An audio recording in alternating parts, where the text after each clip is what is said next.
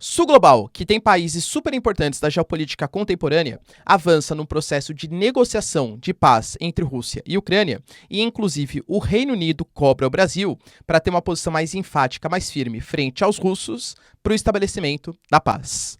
The Wall Street Journal, mídia americana, garante que a China está construindo bases militares no território de Cuba, numa área que fica mais ou menos a 150 quilômetros de distância dos Estados Unidos, e também o Trump, ele anuncia que tem um forte relacionamento com o Putin e que, inclusive, isso poderia avançar numa solução de paz. Garante, inclusive, que ele, enquanto presidente, acabaria com a guerra em menos de 24 horas.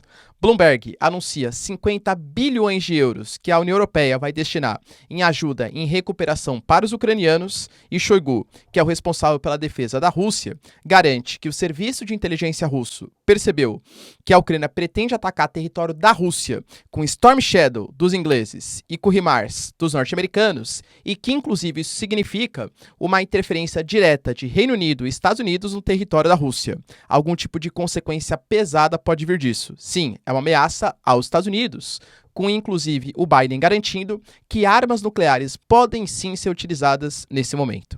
E para finalizar, falar um pouquinho sobre os avanços recentes que a Ucrânia anunciou, mais ou menos 115 quilômetros quadrados de avanço, enquanto a Rússia também avançou em outras posições.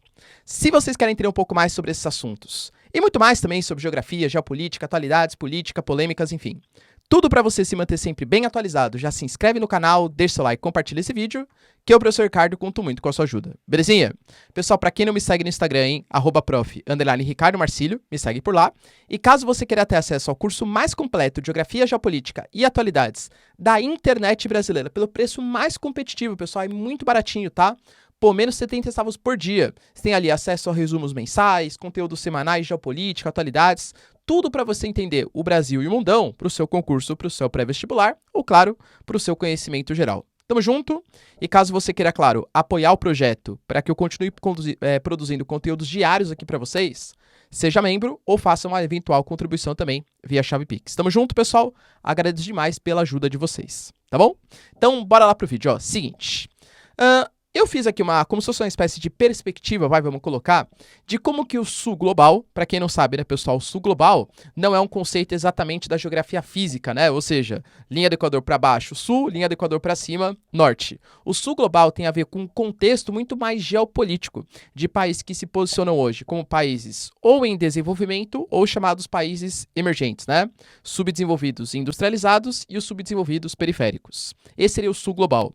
E convenhamos que a Rússia, aparentemente, pessoal, não vai aceitar as propostas que estão sendo colocadas pelo G7, pelos países desenvolvidos. Então, hoje, o Sul Global, ele aparentemente vem tentando tomar o protagonismo. Cara, convenhamos que a própria embaixadora do Reino Unido no Brasil colocou que é necessário o Brasil, que tem uma boa interligação, inclusive citou o caso do Celso Amorim, que é o nosso assessor especial das relações exteriores, ter feito uma visita ao Putin e pela presença do Brasil nos BRICS, mas também ter uma relativa boa ligação com o G7, com a União Europeia, que o Brasil deveria ser o mediador da situação, pressionando o Brasil para tomar uma atitude um pouco mais enfática, mais determinada, vamos colocar assim, no estabelecimento da paz. Mas, além disso, a gente tem uma série de outros países que também estão se posicionando, né? Por exemplo, até o momento, a gente teve o Putin anunciando na reunião que ele fez com o Ramaphosa, que é o presidente da África do Sul, e com outras lideranças da África, que ele apresentou um documento que a Ucrânia tinha se comprometido a se manter como numa zona de neutralidade e garantindo algumas seguranças para os povos de Donbass, mas que o Zelensky, quando viu o apoio do Ocidente, rasgou esse documento e não respeita. A gente teve, por exemplo, algumas propostas, de novo, do Ramaphosa, Senegal, Zâmbia e Egito, pedindo para que a paz fosse estabelecida, primeiro passando pela Ucrânia, depois pela Rússia, colocando que o acordo de grãos deve ser prorrogado, lembrando que a Rússia já anunciou que vai sair do acordo de grãos, porque comenta que o Ocidente e a Ucrânia não respeitaram a parte de não sancionar alimentos e fertilizantes dos russos, a suspensão, galera, da condenação do Putin no Tribunal Penal Internacional, lembrando que hoje o Putin está proibido de visitar uma série de países, porque o Putin é considerado um criminoso de guerra por alguns países, e também a suspensão das sanções contra a Rússia. É óbvio, galera, que o G7 e que a Ucrânia não vão, né, concordar com essas propostas colocadas. Inclusive, a própria Indonésia, ela colocou uma proposta ousada, falando que para ela deveria ter hoje as regiões que hoje estão invadidas, ocupadas pela Rússia, e as regiões que hoje pertencem à Ucrânia. Para cessar fogo e vamos criar uma zona desmilitarizada de 15 quilômetros para a gente começar a negociar. E que, inclusive, nas áreas onde a Rússia já ocupou, já invadiu, inclusive, novos referendos vão acontecer.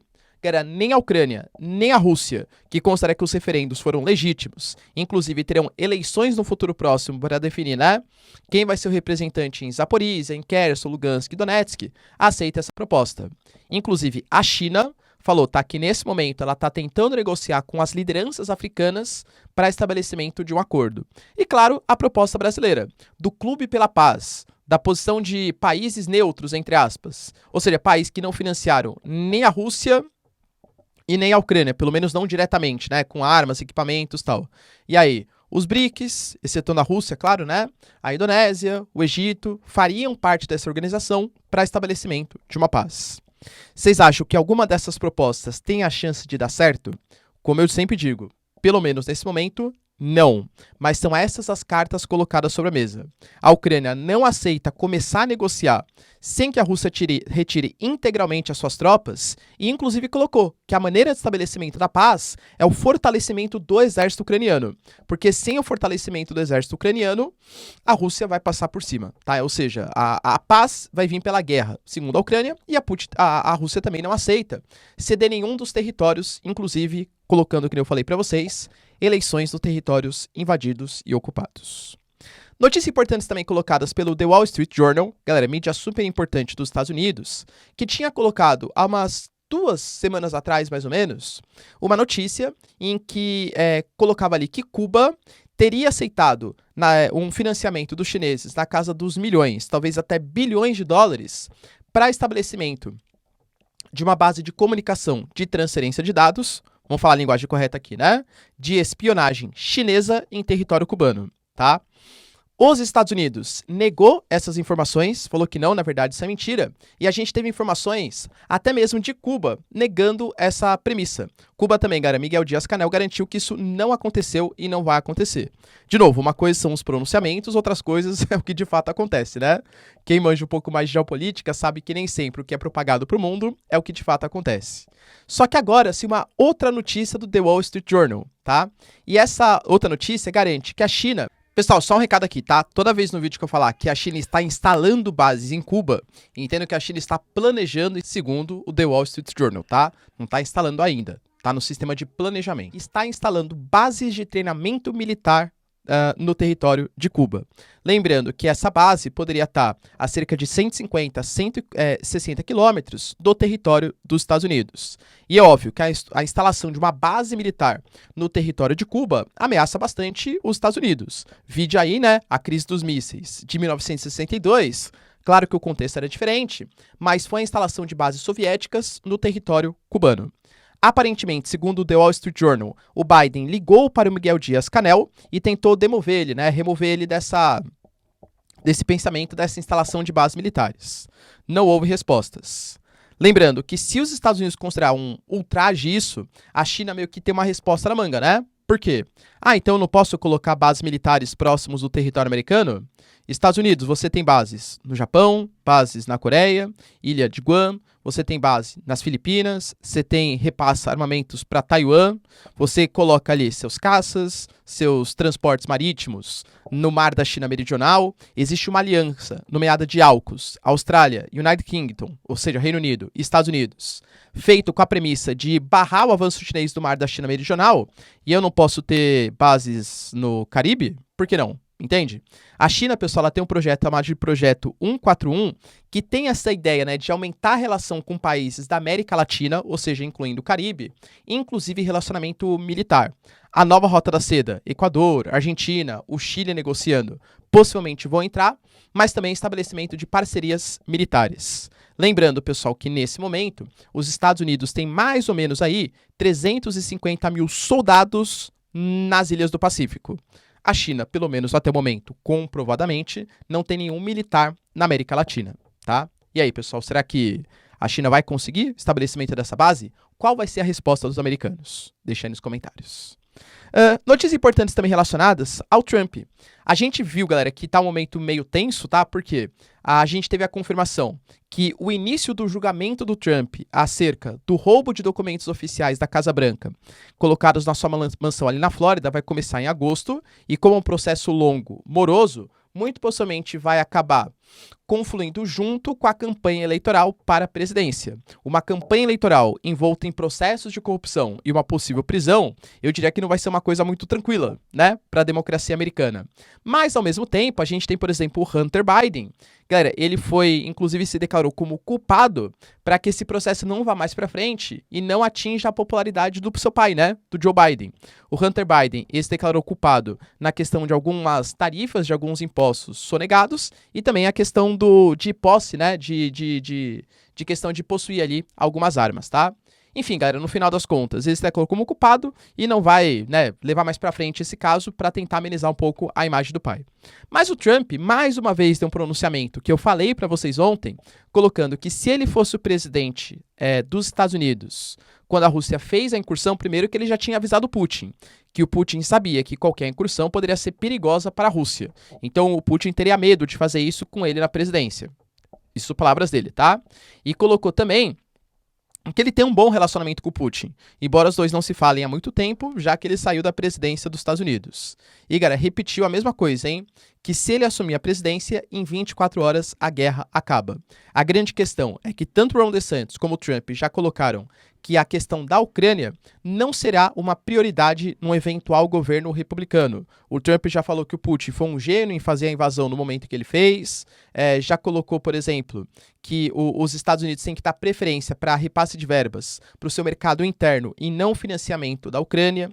Então, assim, é uma preocupação, claro, para o Zelensky, tá? Então, mais uma vez, reforçou uma suposta parceria aí entre Trump e Putin. A Bloomberg, galera, coloca ali, também importante mídia, né?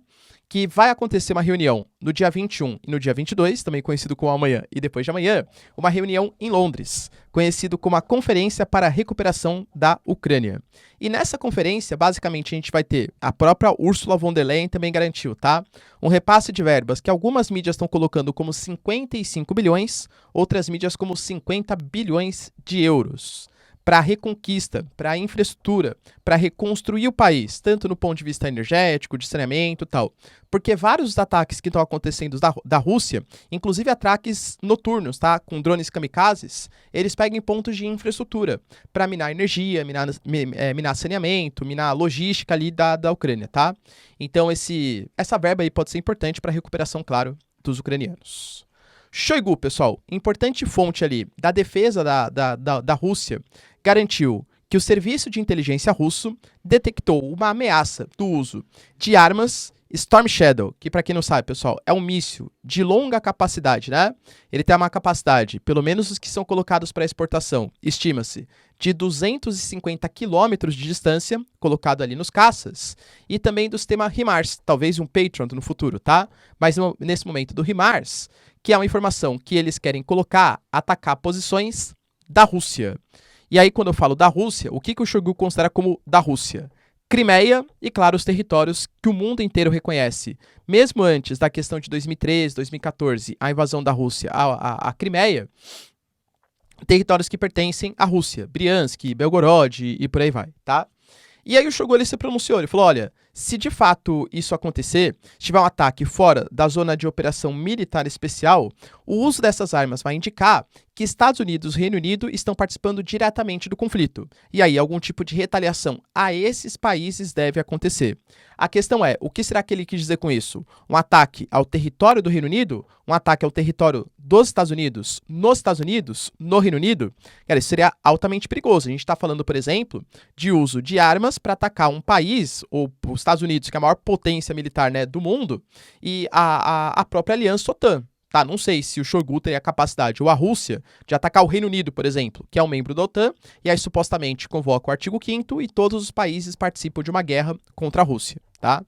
Mas, ao mesmo tempo, também, ele falou que uma das respostas poderia ser ataque aos centros de decisão da Ucrânia.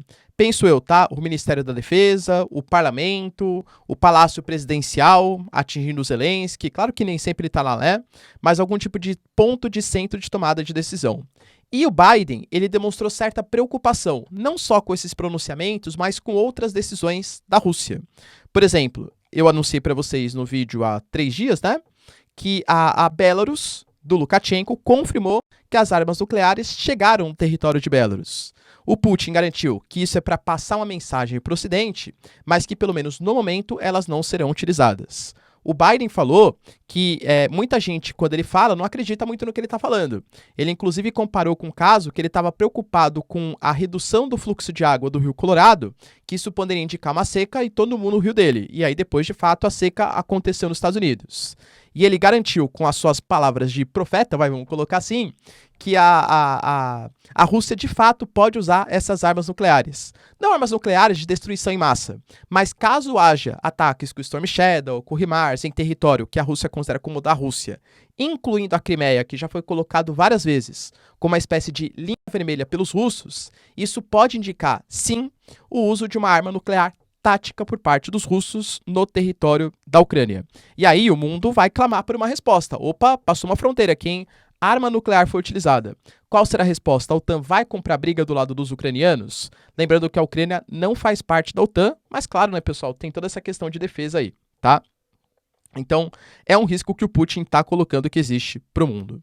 E para finalizar, galera, a Ucrânia colocou ali que reconquistou mais um vilarejo, reconquistando no total 8 territórios, somando uma área, isso foi a vice-ministra, tá, da Ucrânia, somando uma área de 115 quilômetros quadrados, principalmente em direção ao sul, nas porções próximas ali de Zaporizhia, que aliás é o que sempre a inteligência, tanto russa quanto ocidental, colocava que seria o caminho natural, porque você bloqueando Zaporizhia, reconquistando Zaporizhia, você corta o canal de comunicação da Rússia, Lugansk, Donetsk, até Kherson e Crimeia. E aí se você ilha, entre aspas, essas posições, fica mais fácil de você conquistar, tá? Então, aparentemente é isso que está acontecendo. Porém, em Lugansk, principalmente em Kremina, os russos anunciaram também um avanço importante.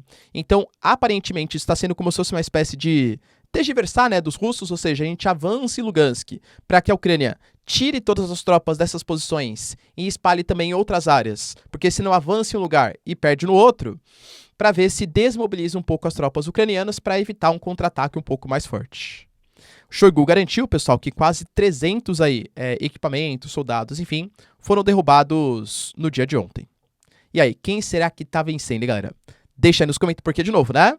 A Ucrânia alega que não é uma corrida de tiro curto, é uma maratona, reconquista posição após posição.